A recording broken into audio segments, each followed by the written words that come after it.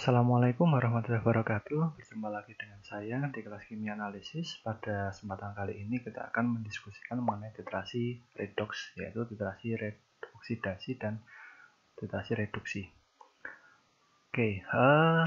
Titrasi redoks ini melibatkan reaksi oksidasi dan reaksi reduksi yang bersamaan yang berkaitan dengan perpindahan elektron antara titran dan analit.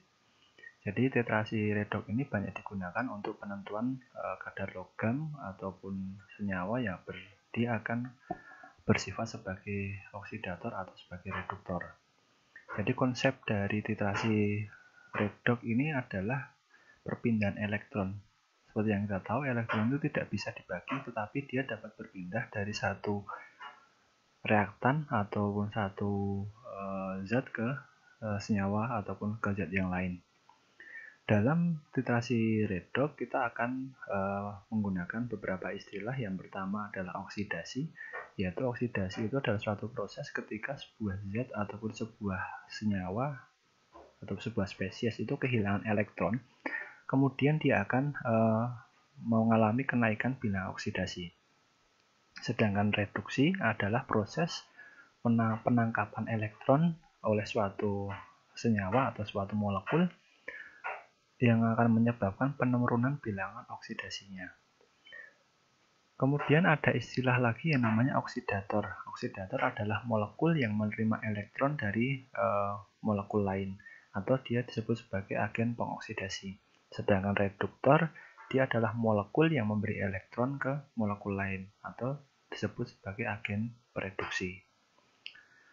Titrasi redoks ini secara umum digambarkan sebagai berikut. Yang pertama adalah terjadinya oksidasi, yaitu bentuk tereduksi satu ini akan kehilangan elektron. Dia mengalami oksidasi. Kemudian ketika dia menangkap elektron, suatu spesies ini menangkap elektron, dia akan mengalami proses reduksi. Kemudian jika reaksinya ini berjalan bareng bersama-sama, maka disebut sebagai reaksi redoks, reduksi, dan oksidasi, karena proses reduksi dan oksidasi ini berjalan dengan barengan. Selanjutnya, persamaan umum untuk reaksi redoks itu adalah oksidator yang mengalami reduksi ini menjadi reduksi 1, kemudian reduktor mengalami oksidasi menjadi OX2. Dalam reaksi oksidasi, logam dengan muatan A+ ini akan bertambah muatannya karena kehilangan satu ataupun beberapa buah elektron. Kemudian pada reaksi reduksi, muatannya akan berkurang. Kenapa bisa berkurang? Karena ketambahan elektron yang bermuatan negatif. Jadi kecenderungan dia akan mengalami reduksi atau oksidasi dari suatu materi itu tergantung pada nilai dari potensial reduksinya. Kemudian secara umum reaksi redoks ini digambarkan sebagai berikut. Jadi teman-teman kalau pernah atau mendengar istilah setengah reaksi, yang setengah reaksi ini mengalami reduksi, kemudian setengah reaksi lagi mengalami oksidasi. Ketika dua-duanya dijumlahkan, maka disebut sebagai reaksi redoks. Contohnya adalah reaksi antara Fe2+ dengan Ce4+ menjadi Fe3+ dan Ce3+. Di sini terjadi proses reduksi dan oksidasi. Proses reduksi ini dialami oleh Fe dari Fe2 menjadi Fe3, dan proses oksidasi dari Ce tambah dengan elektron, dia akan memiliki muatan 3+. Kemudian E0 ini adalah potensial reduksi standar, yang nilainya ini sudah merupakan standar suatu pengukuran yang nanti akan kita gunakan untuk pengukuran-pengukuran yang lain. Kemudian kita membahas mengenai potensial reduksi. Jadi potensial sel standar atau E0 ini merupakan potensial sel ketika reaktan dan produk dalam keadaan standar. Jadi keadaan standar ini adalah pada konsentrasi 1 molar dengan tekanan atmosfernya 1 atm. Bentuknya padatan maupun cairan dalam bentuk murni tentu saja dan diukur pada suhu 25 derajat Celcius. Jadi E0 dari sebuah sel itu sama dengan E0 reduksi dikurangi dengan E0 oksidasi. Oke, potensial reduksi ini merupakan potensial untuk setengah reaksi reduksi. Kesimpulan umum untuk potensial elektroda adalah elektroda potensial lebih positif memiliki kecenderungan sebagai oksidator yang mengoksidasi dan lebih lemah dari reduktor untuk mereduksi. Kemudian elektroda potensial yang lebih negatif lebih lemah mengoksidasi, lebih lemah oksidator mengoksidasi dan lebih kuat reduktor untuk mereduksi. Misalkan di sini contohnya Ce4+. Ce4+ ini adalah oksidator yang kuat.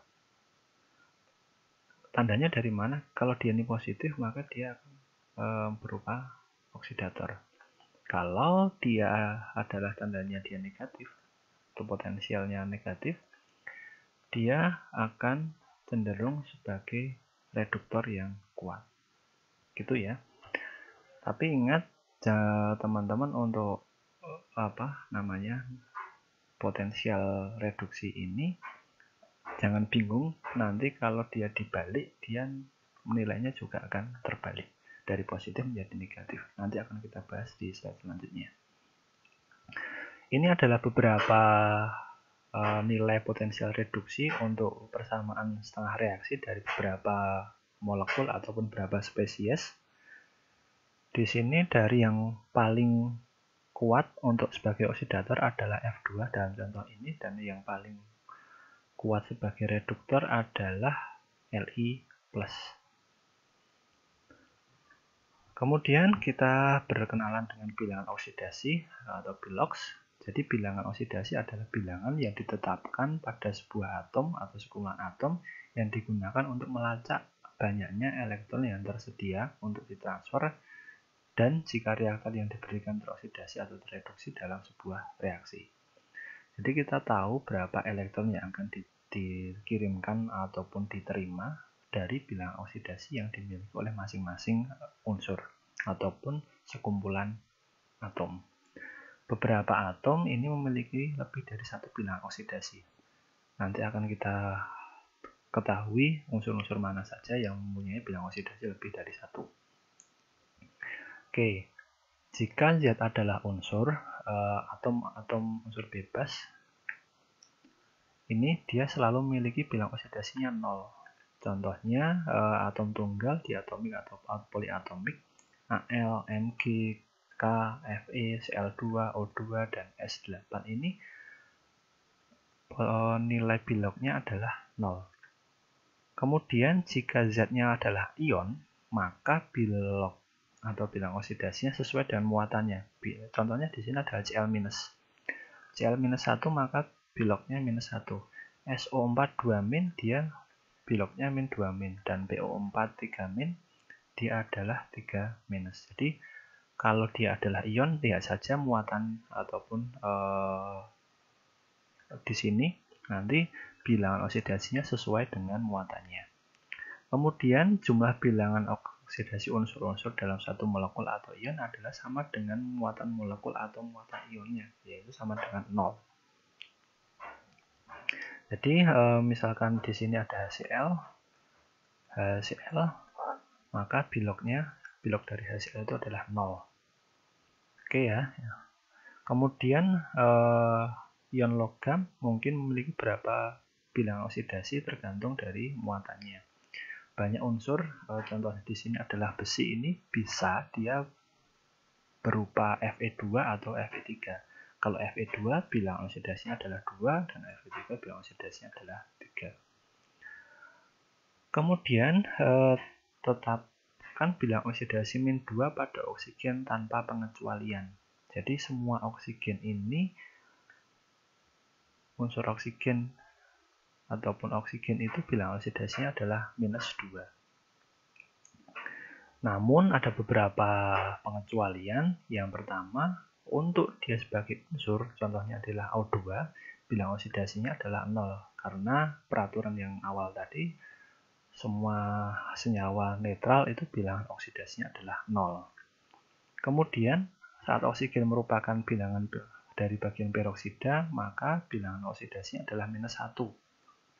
Peroksida adalah kelas senyawa yang mengandung ikatan tunggal oksigen-oksigen atau anion peroksida O2-2. Jadi misalkan dalam molekul H2O2 hidrogen peroksida, oksigen ini memiliki bilangan oksidasi dan muatannya -1. Atau saat oksigen ini merupakan bilangan dari superoksida, bilangan oksidasinya adalah -0,5. Kemudian pengecualian yang terakhir adalah saat oksigen terikat dengan fluor, bilangan oksidasinya adalah +2. Dalam senyawa dioksigen difluorida, bilangan oksidasi dari oksigen adalah +1. Gitu ya. Kemudian bilangan oksidasi +1 untuk hidrogen tanpa pengecualian. Jadi hidrogen itu dimanapun adalah memiliki bilangan oksidasi +1. Akan tetapi untuk kasus hidrida, hidrogen memiliki bilangan oksidasi -1. Jadi AlH3 atau NaH ini adalah hidrida sehingga dia memiliki bilangan oksidasi -1. Oke, kemudian selanjutnya kita akan mengenal jenis-jenis titrasi redoks yang banyak nanti akan kita temui di kehidupan sehari-hari atau di laboratorium.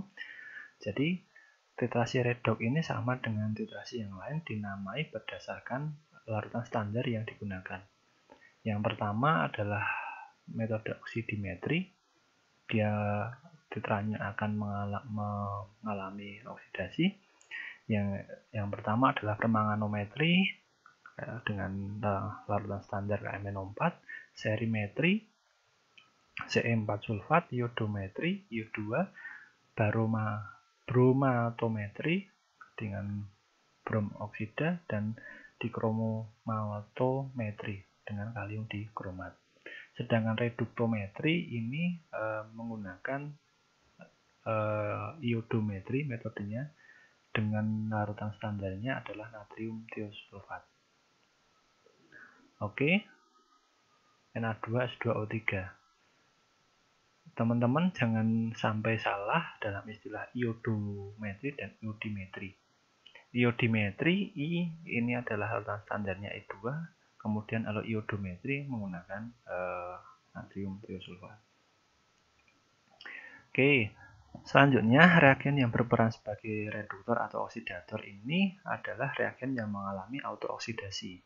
Titrasi redoks merupakan bagian dari titrasi volumetri yang akan terlaksana dengan baik bila memenuhi beberapa syarat berikut.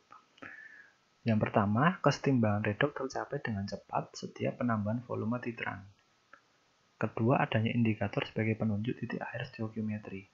Jadi, titrasi redoks ini tetap menggunakan indikator. Yang ketiga adalah setengah reaksi sistem oksidasi dan setengah reaksi sistem reduksi saat titrasi selalu terjadi kesetimbangan pada seluruh titik pengamatan. Jadi tidak ada reaksi yang dominan dari oksidasi maupun dari reduksi. Semuanya berjalan dengan seimbang. Kemudian untuk mengetahui atau membuat kurva titrasi redoks, kita hubungkan antara beda potensial E, sistem redoks, dan konsentrasi bentuk teroksidasi dan reduksi yang ditunjukkan oleh persamaan Nernst sebagai fungsi dari hukum turunan termodinamika. Ini adalah sistem redoks beda potensial sama dengan E0, potensial standar yang kita nanti akan dapatkan dari tabel, dikurangi RT, R itu adalah konstanta gas, T adalah temperatur absolut, dibagi dengan banyaknya elektron yang ditransfer dalam sebuah reaksi dan dikalikan dengan F. F adalah konstanta Faraday. Dikalikan dengan konsentrasi oksidator dibagi dengan konsentrasi reduktor. ketika nanti ini adalah dihasilkan nilai sebesar ini, maka RT per F sama dengan 2,303 sama dengan 0,0591.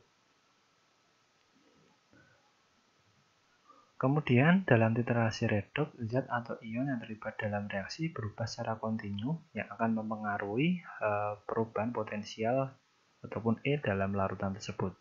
Dengan mengeluarkan potensial terhadap perubahan volume titran yang ditambahkan, kita diperoleh kurva titrasi sebagai kurva titrasi netralisasi. Jadi kurvanya nanti akan seperti ini kurang lebih.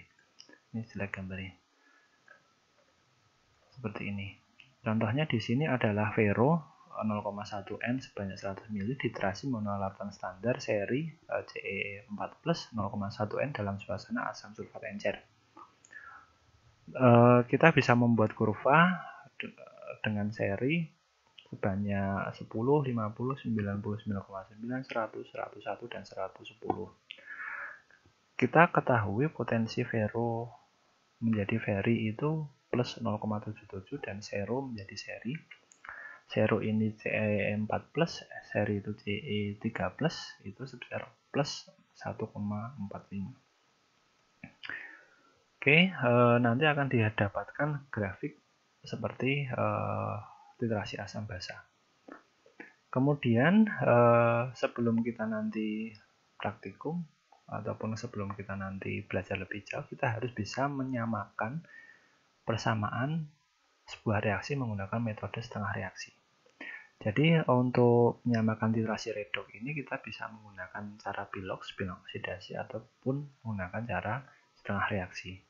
Contoh reaksi yang bersifat asam di sini adalah KMnO4 ditambah asam sulfat ditambah 2C2O4. Ini akan menjadi Mn sulfat, K2SO4, dan CO2. Ini adalah nanti dalam keadaan asam. Oke, kemudian contoh titrasi reaksi yang lain adalah seperti berikut. Semuanya dalam asam. Jadi teman-teman nanti silahkan buka lagi bukunya di kimia farmasi atau kimia dasar, nanti akan tahu ataupun bagaimana cara mengutarakan reaksi ini. Kemudian untuk indikator kita gunakan bentuk oksidasi atau reduksinya yang merupakan indikator itu sendiri. Jadi dalam reaksi redoks ini kita bisa gunakan titrannya sebagai indikator. Jadi contohnya di sini adalah permanganat. Kalium permanganat ini pada titik ekivalen akan memberikan warna merah yang sangat tipis.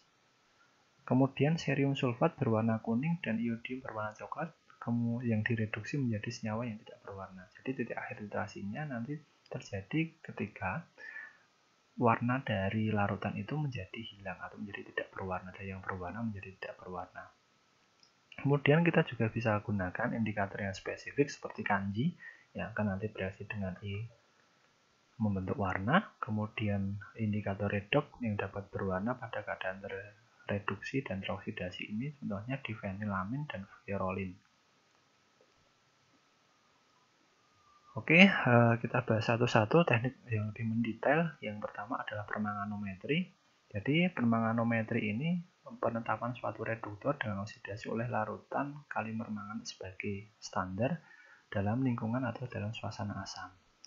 Kenapa kita menggunakan kalium permanganat? Yang pertama adalah kalium permanganat ini adalah oksidator yang kuat, harganya murah, kemudian kita tidak perlu menambahkan indikator dalam permanganometri karena mangan itu nanti akan berubah warna ketika dia kondisi pH-nya berubah. Warnanya ungu, ini juga menjadi salah satu kekurangan dan kelebihan ketika nanti warna ungu itu akan sulit untuk dibaca volumenya di buret, namun ada buret khusus yang akan kita nanti gunakan untuk titrasi permanganometri. Dan yang terakhir adalah dapat reduksi teroleh oleh cahaya dan zat organik. Ini menjadi suatu kekurangan dari permanganat. Kalau kita titrasi menggunakan permanganat, sebagai standar atau sebagai titran, buretnya harus berwarna gelap. Supaya apa? Permanganat yang kita gunakan konsentrasinya stabil karena dia sensitif terhadap cahaya.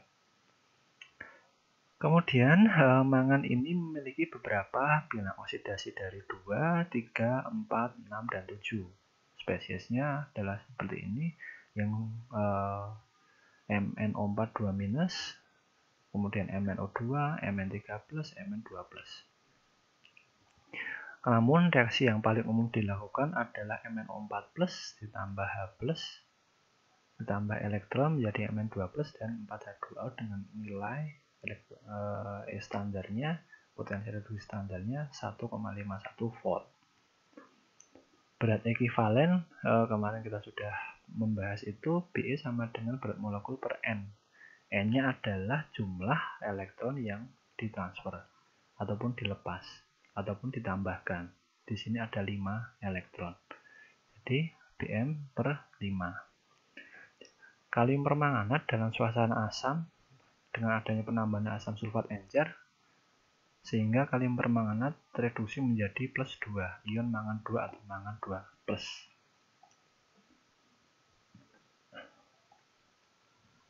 Reduksi MnO4 berlangsung sebagai berikut dalam larutan asam dengan konsentrasi 0,1 N atau lebih konsentrasi asamnya.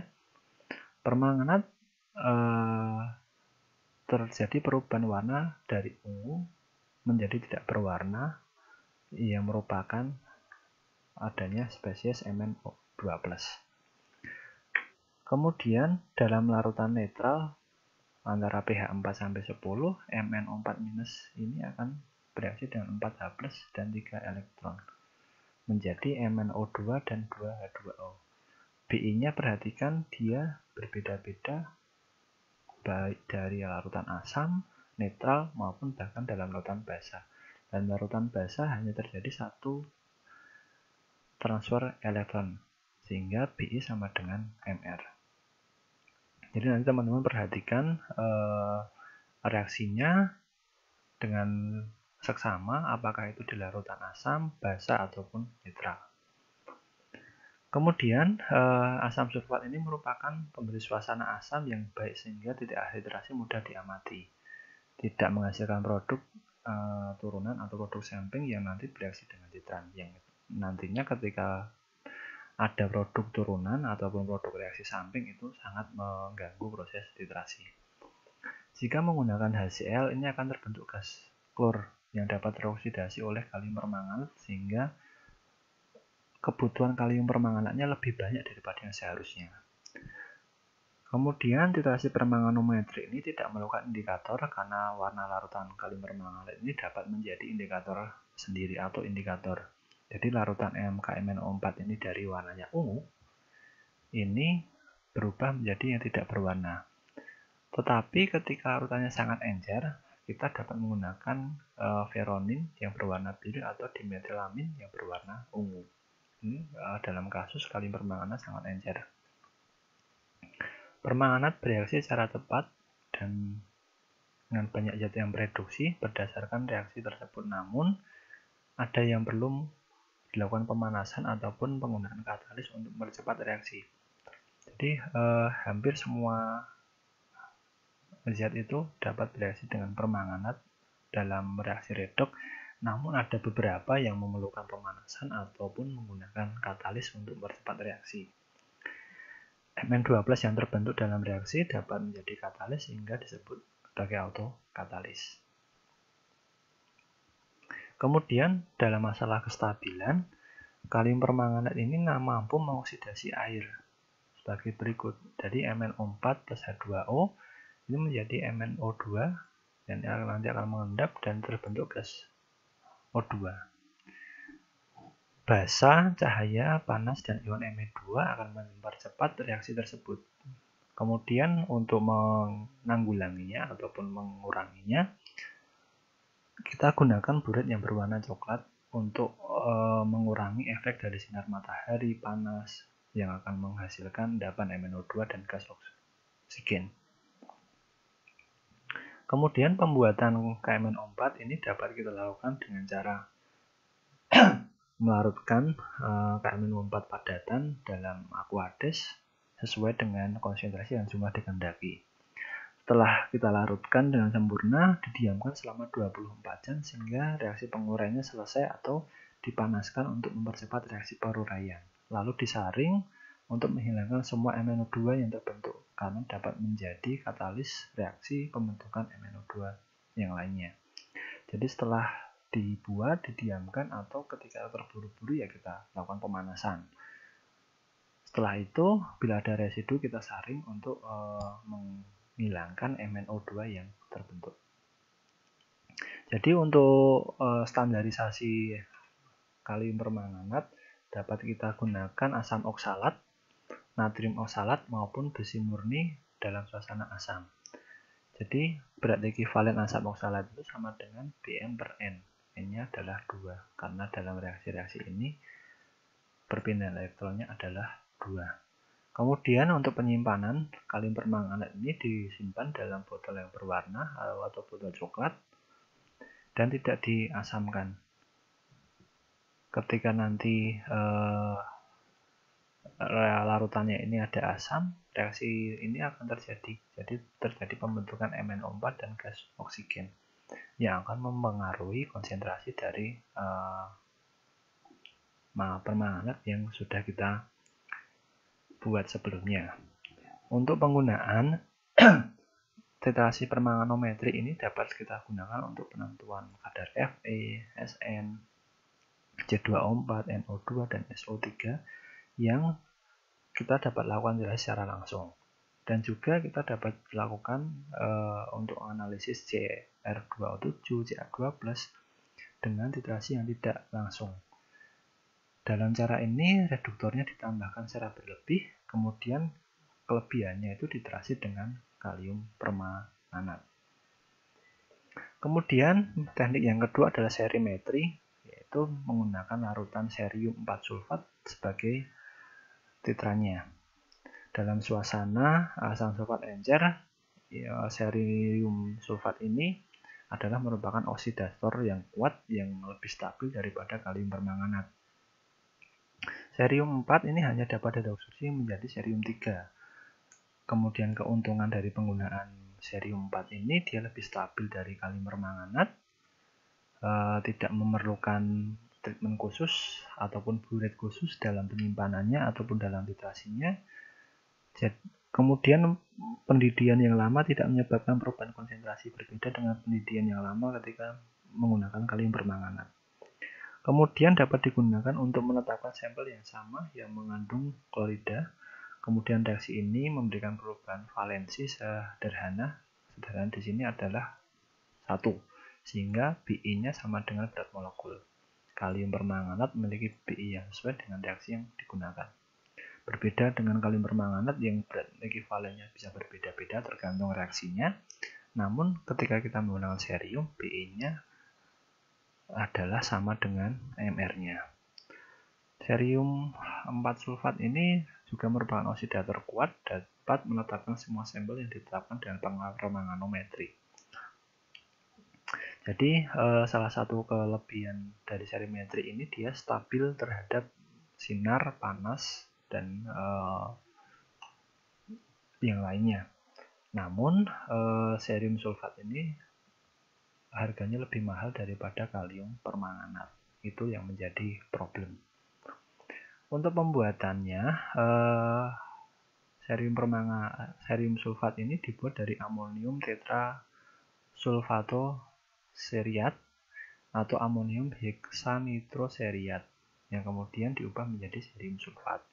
Untuk standarisasi kita gunakan arsen trioksida. Reaksinya sebagai berikut yang dilakukan dalam suasana asam karena ketika dilakukan dalam suasana basah dapat membentuk cerium hidroksida. Kemudian berat ekivalen dari ceriumnya itu cerium oksidanya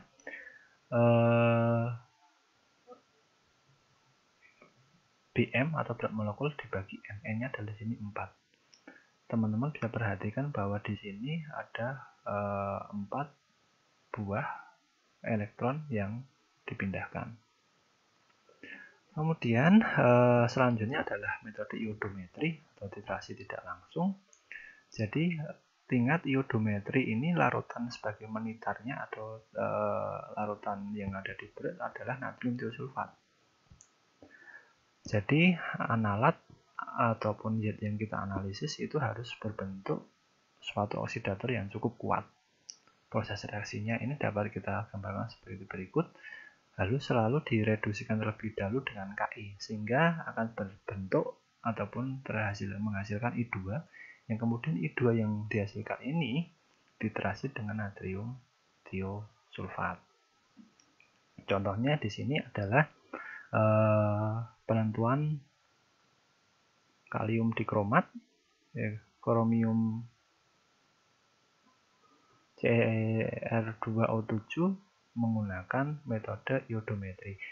Kita reaksikan dulu Cr2O7 dengan Ki, sehingga nanti akan menghasilkan I2.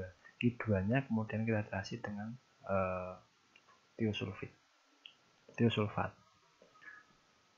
Oke, kemudian bila dilihat dari setengah reaksi, terjadi reaksi reduksi dan oksidasi di mana Cr2O7 ini mengalami proses reduksi menjadi Cr3+, kemudian I2 itu mengalami reduksi menjadi I dengan nilai potensial reduksi seperti berikut. Cr2O7 akan mengoksidasi I- menjadi I2, maka Cr2O7 berperan sebagai pengoksidasi atau oksidator. Secara iodometri dapat digunakan dalam keadaan oksidimetri.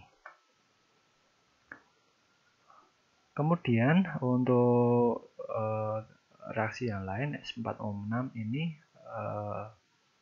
membentuk S2O3 2- dan I2-nya menambah 2 elektron menjadi 2 I-.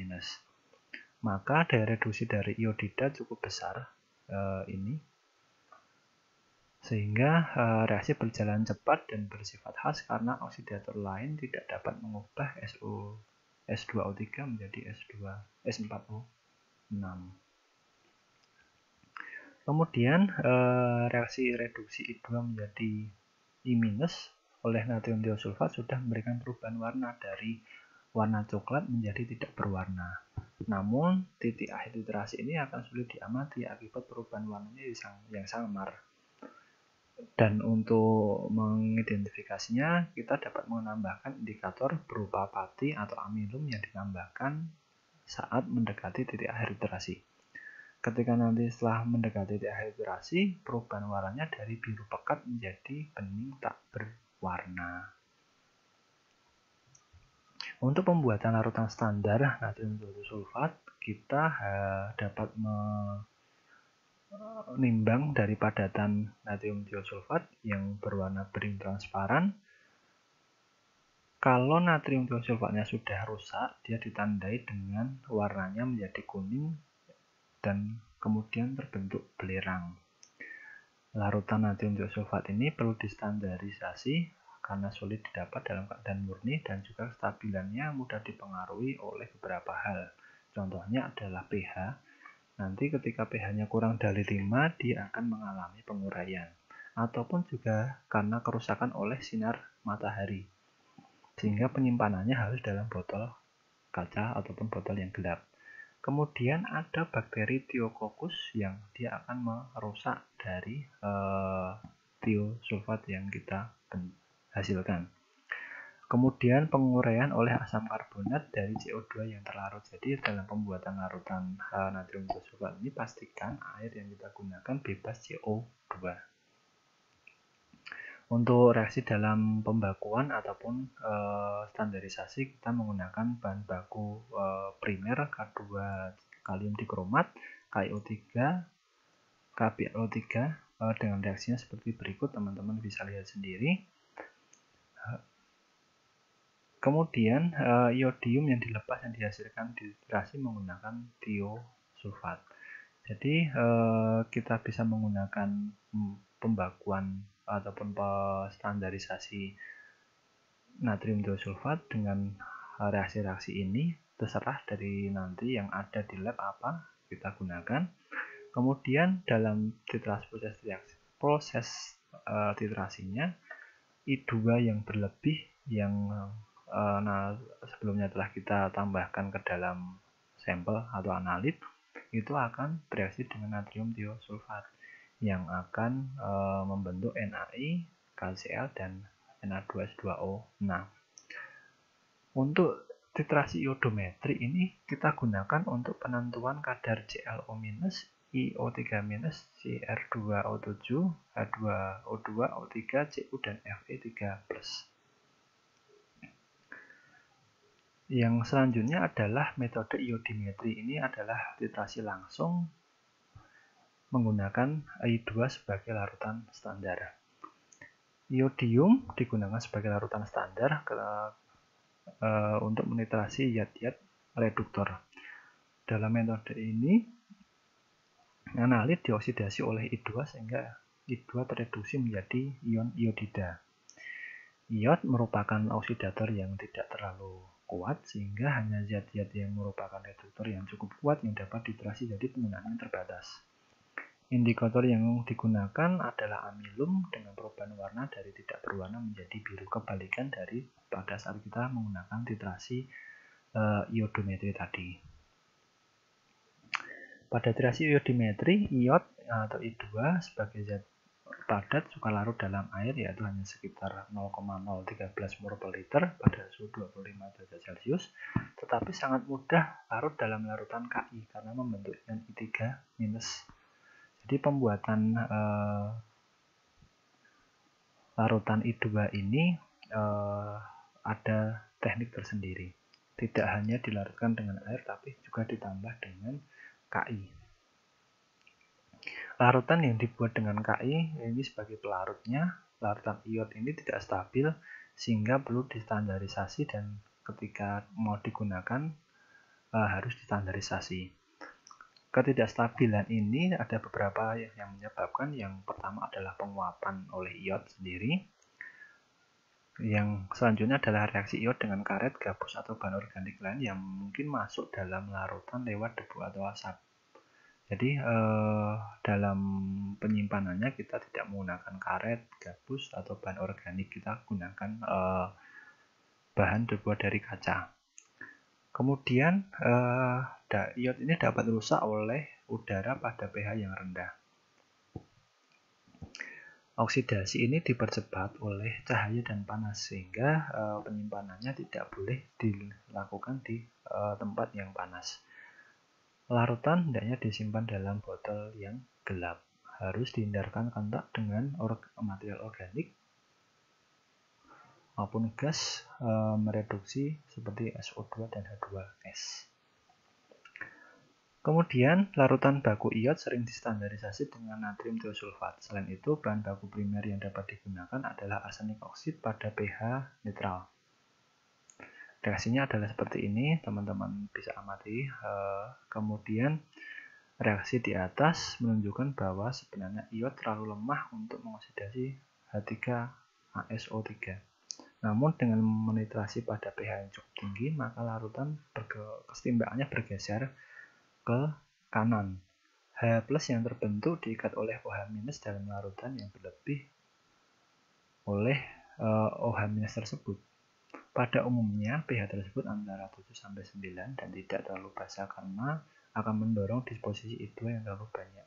Jadi proses standarisasi ini kita buat suasananya menjadi sedikit basah antara pH 7-9. Untuk mengaturnya kita dapat digunakan NaHCO3 untuk mengatur pH 7 dan 8. Karena keterbatasan kemampuan dari iodnya ini untuk mengoksidasi, maka tidak banyak iod yang dapat kita analisis secara langsung menggunakan iodimetri ini. Salah satu penggunaannya itu adalah memanfaatkan kesanggupan ikatan rangkap zat organik untuk mengadisi iod. Titrasi ini banyak dipakai untuk menentukan bilangan iod pada minyak dan lemak dan juga vitamin C. Jadi titrasi iodimetri ini adalah salah satu titrasi yang umum ataupun yang kita akan gunakan untuk menentukan kadar vitamin C dalam sebuah sampel. Kemudian kita akan sampai pada kesimpulan iodo dan iodimetri.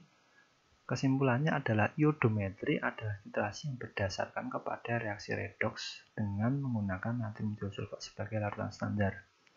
Titrasi iodometri ini merupakan titrasi tidak langsung di mana analit ini akan mengoksidasi Ki dan iodium yang dihasilkan titrasi dengan Na2S2O3, natrium tiosulfat. Kemudian titrasi iodimetri adalah berdasarkan kepada reaksi redoks dengan menggunakan I2 sebagai larutan standar. Iodometri ini merupakan titrasi langsung di mana iodium dijadikan sebagai larutan standar dan digunakan untuk menitrasi zat-zat yang merupakan reduktor. Selanjutnya, titrasi iodo atau iodimetri ini menggunakan indikator amilum sebagai penunjuk akhir titrasi. Keduanya sama-sama menggunakan amilum. Pada iodometri, indikator ditambahkan saat titrasi hampir selesai, sedangkan iodometri ditambahkan sebelum titrasi. Kenapa kok ditambahkan sebelum titik akhir titrasi atau titrasi selesai? Itu karena amilum itu akan mengganggu reaksi yang seharusnya terjadi. Titik akhir titrasi pada reaksi iodometri ditandai dengan hilangnya warna biru, sedangkan pada iodimetri adalah dengan timbulnya warna biru. Oke, sampai di sini penjelasan mengenai titrasi redoks. Teman-teman silahkan pelajari lagi apa yang sudah saya sampaikan. Titrasi redoks ini akan banyak digunakan ketika nanti kita bekerja pada beberapa instansi yang nanti akan menerima sampel untuk pengujian vitamin C. Oke, sekian kuliah atau materi pada hari ini. Sampai jumpa di kesempatan yang lain. Selamat belajar.